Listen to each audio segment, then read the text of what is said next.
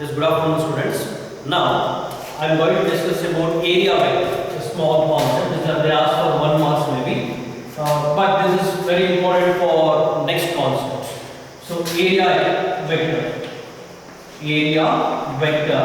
The area vector can be represented by the symbol, that is, it can be represented by vector ds. Area vector. What is area vector? A small area of a given surface. A small area of a given surface enclosed in a given volume. A small area of a given surface enclosed in a given volume is called as area vector. For example, so this is the cube. Cube is a 3-dimensional figure. You already know that it's a 3-dimensional figure. So these are all 6 faces. Suppose only I consider the upper face. So this is the given surface of the cube. Given surface of the cube. So the area of this is A. The area of this surface is A. Now in this area, we will take only the small element. The small element of the given surface. The small element of this given surface. That small element we call as ds. So this ds is also having a direction. The magnitude of this ds is the length of this ds is always equal to the magnitude of the ds, that is area element. The direction of this is always perpendicular and outwards. So this is called as area vector. A small element of a given surface or the small area of a given surface enclosed in a volume. Suppose if you take one volume, each volume having a surface. In that surface, a small element is area vector. Area vector having direction. The direction of area vector is always perpendicular and it's outwards. So that direction of the area vector can be shown by unit vector n cap. Now vector ds. Vector ds is an area vector. This can be shown ds into n cap. What is n cap? N cap is the direction of ds, that is area vector. N cap is the unit vector which shows the direction of area vector. It shows the direction of area vector. So what is area vector? 1 mark question. So a small element, a small area of a given surface enclosed in a volume is called as area vector. So area vector can be represented by vector ds is equal to ds into n cap. Then we move on the concept of electric flux. Electric flux. So what is flux? First to understand what is flux. Flux means group or a bundle. So a bundle of or a group of electrical field lines passes through the given plane is called as electric flux. A group of electrical field lines passes through a given surface is called as electrical flux. So electrical flux can be represented by the letter phi. So this is called as phi. So electrical flux can be represented by using the symbol phi. Suppose this is the plane. The plane is present in the electrical field. Now here the surface area of the plane is uniform, though when this plane is placed in the electrical field, at each point of the plane, the electrical field is same, that is uniform. Then what is the electrical flux in this area, in this plane? How to show what is the expression for electrical flux?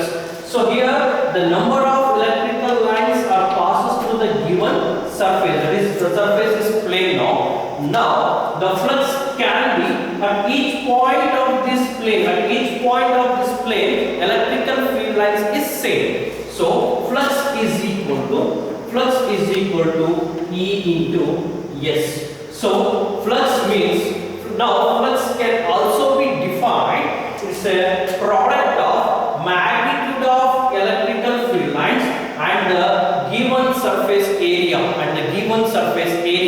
that surface area is perpendicular to the electrical field. It's also called as flux. So flux can be defined in two ways. So in generally, flux means electrical flux means electrical field lines, a group of electrical field lines or number of electrical field lines passes through the given surface is called as electrical flux. So mathematically we can express the flux in phi is equal to E into ds. So by using this expression we can also define the flux is product of magnitude of electrical field and the given surface area. That surface area is perpendicular to the electrical field. Now I take non-uniform surface like this. I take non-uniform surface. Now the electrical field, that is electrical field lines are passes through this non-uniform area of the electrical field. Now in this case, at each point, the electrical field intensities varies. But here in this case, the electrical field intensity at each point is constant. So this electrical field in this area is uniform. But in this case, there is non-uniform area. In non-uniform area, electrical field lines are passes through this non-uniform area. So electrical field intensity at each point is changes. So electrical field intensity at each point is changes means flux also changes. Then how to find out the flux? Of this entire area. Now in this case, just we take the small area element of the given surface. That element I call as ds. So in this entire non-uniform surface, I take only the small area. That small area I call as ds. What is the direction of area vector? It's always perpendicular and it's outwards. So this is the direction of given vector. Now electrical field intensity this passes through like this. So this area vector is makes an angle a theta with the electrical field. So area vector is perpendicular to the electrical field in this case. Now what is the flux passes through only in this area? So in this case d phi is equal to E cos theta into d theta, or E cos theta into ds. Or here what is E cos theta? This electrical field is perpendicular to this electrical field is dissolved into two components. So electrical field passes through only this small element area. Now electrical field passes through only this small element area. We consider only for this area now. So this electrical field is resolved into two components. That is E cos theta and E sin theta. E sin theta is perpendicular, is parallel to the electrical field, and E cos theta is perpendicular to the area vector. Now, so E sin theta is cancelled. Only we consider E cos theta. Here E cos theta is the perpendicular component of electrical field. Now, so this is the expression for electrical flux passes through only this small element. So you know that we assume that this small element contains n, that is small element, the small area of this non-uniform surface. So n number of these small areas are present over the entire surface. So it means in that cases integrate this expression within the limits, that is yes, S is the given surface of this that is area, that is non-uniform surface. Now integrate this, phi is equal to integral of, or d phi, integral of d phi is equal to surface integral, the entire surface, that is you integrate all the small element to the entire surface. So that is surface integral of E cos theta into ds, E cos theta into ds. So phi is equal to surface integral of E cos theta ds can be written as E vector E dot ds, vector E dot ds. So we have to find out the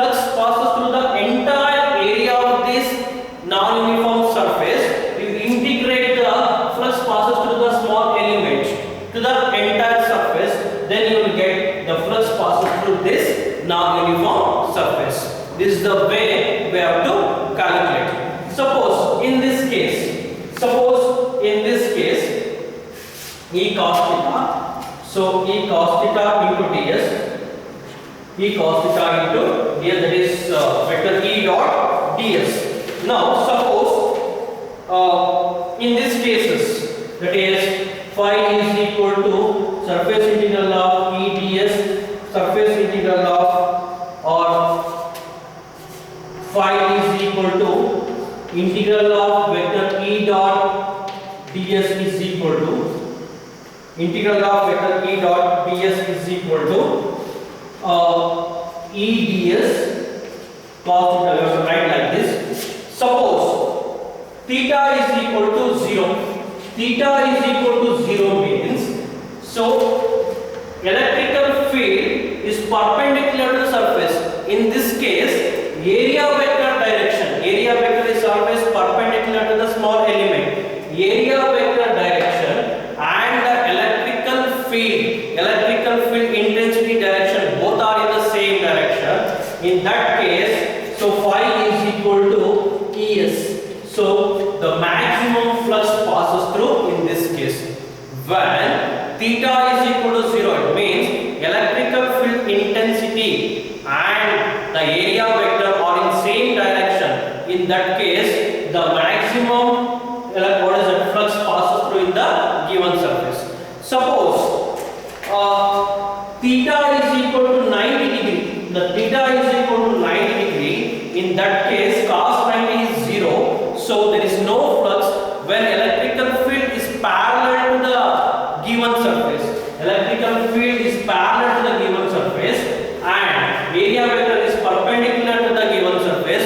Now the angle between electrical field and the area vector, these two are 90 degree.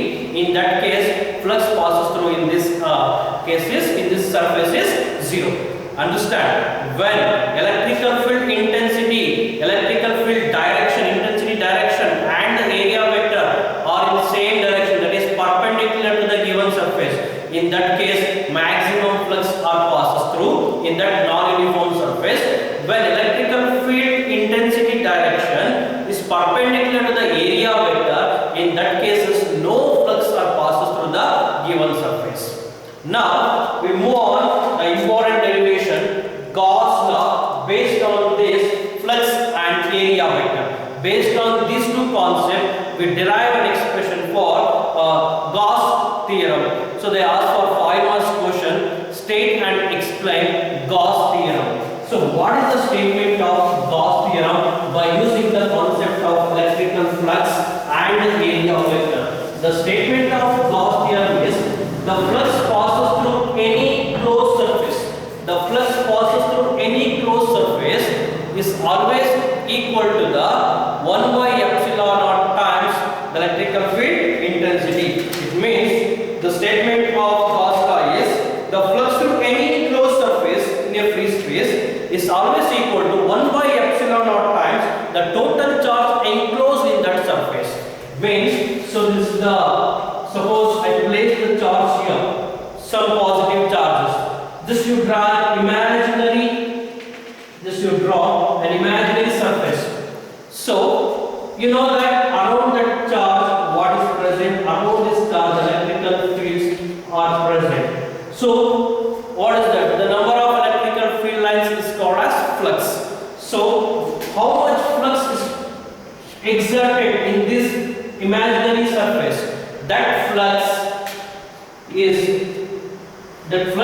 equal to 1 by epsilon naught times, that is epsilon naught is absolute permittivity of the medium, 1 by epsilon naught times the charge enclosed in this surface, 1 by epsilon naught times the charge enclosed in this surface. It means, so if you draw the imaginary surface around the charge, that imaginary surface we call as Gaussian surface. That imaginary surface is called as Gaussian surface. So what is the flux passes through in that Gaussian surface is always equal to 1 by epsilon naught times the charge enclosed in that surface. It means how much charge is present inside that Gaussian surface. So flux is directly proportional to the charge, amount on that Gaussian surface. So what is the statement of Gauss theorem? The flux, according to the Gauss theorem, the flux passes through any Gaussian surface or enclosed surface is always equal to the 1 by epsilon naught times the charge enclosed in that surface. So you have to prove this. You have to prove the statement by using mathematical steps. Now, statement 1 marks, proof 4 marks. So now, this is the charge. Around that charge, you draw the Gaussian surface. This is the point O. So from here to here, so this is a position vector. So position vector, and this is the direction of electrical field intensity.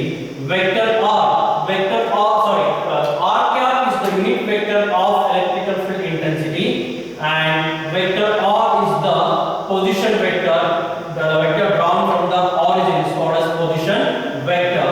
And here we draw the small element of the Gaussian surface, that is ds, vector ds. What is the direction of this vector ds? It's also along the direction of electrical field. The direction of area vector shown by unit vector n cap. Here the charge is present. Around that charge I draw the Gaussian sphere, and r cap is the unit vector of electrical field intensity. Vector r is the position vector. Here we draw we take the small element of this Gaussian surface, and that Gaussian surface is called as small element is called as area vector. The direction of area vector is shown by unit vector. Now, what is the electrical field intensity passes through only this area vector? You know that vector E is equal to 1 by 4 pi epsilon naught. What is the charge present? Q. What is the distance of this sphere? That we call as a radius, that is r square. And what is the direction of this electrical field intensity? It is along this. It's shown by unit vector r cap. Now, what is the flux? What is the flux passes through only this small element that I call as d phi. D phi is equal to vector E dot ds. Vector E dot ds. Now, d phi is equal to what is E? Vector E. You already know that electrical field intensity passes through only this small element, that is 1 by 4 pi epsilon naught into q by r square into r cap into vector ds. Now d phi is equal to 1 by 4 pi epsilon naught into q by r square into r cap. How to write the vector ds? Vector ds can be written by ds into n cap. ds into n cap. So this expression now I'll write as d phi is equal to 1 by 4 pi epsilon naught into q by r square into r cap dot n cap into ds. Now this is the flux passes through only this small element of the Gaussian surface. So this Gaussian surface containing like this n number of elements. How to find out the electrical flux passes through this that is entire Gaussian surface, integrating the above expression. So find the integral of d phi is nothing but phi, which is equal to integral of 1 by 4 pi epsilon naught q by r square with respect to surface integral. You have to integrate with respect to the surface. This we call as surface integral. So integral of surface integral of 1 by 4 pi epsilon naught into q by r square into what is r cap dot 1 cap. That is dot product of the two unit vectors is 1. Already learned in first PUC. The dot product of the two unit vectors is 1. That is a cap dot a cap is equal to 1. So this is 1 dot or 1 into 1 into ds. Now, so phi is equal to phi, integral of d phi is equal to phi into phi. So this is phi. Phi is equal to, we cannot integrate all this thing, that is because it's a surface integral. Just you take this term outside, 1 by 4 pi epsilon naught into q by r square surface integral of ds. Now, what is the, so the Gaussian surface is in the form of sphere. What is the area of the sphere? That is 4 pi r square. R is the radius of the sphere. Now, phi is equal to 1 by 4 pi epsilon naught into q by r square into 4 pi r square. Because, so, integral of ds, that is surface integral, that is called as area of the sphere. Because, here you write because is equal to, what is that? Surface area or area of the given sphere. Area of the Gaussian sphere. Gaussian sphere is equal to 4 pi r square. Now, 4 pi cancel, r square cancel, phi is equal to 1 by epsilon naught into, what is the remaining term? Q. So, what is the statement of Gaussian theorem? The statement of Gaussian theorem is that the flux passes through the any Gaussian surface is equal to 1 by epsilon naught times the charge enclosed in that surface. Hence the proof of Gaussian theorem. So they ask for 5 marks question, state and explain the Gauss theorem. What is the statement of Gauss theorem? The flux passes through any closed surface. The flux passes through any closed surface is always equal to 1 by epsilon naught. What is epsilon naught here? The absolute permittivity of the medium. 1 by epsilon naught times the charge enclosed in that surface. So this is the statement, this is the proof, hence the proof of Gauss theorem. Thank you.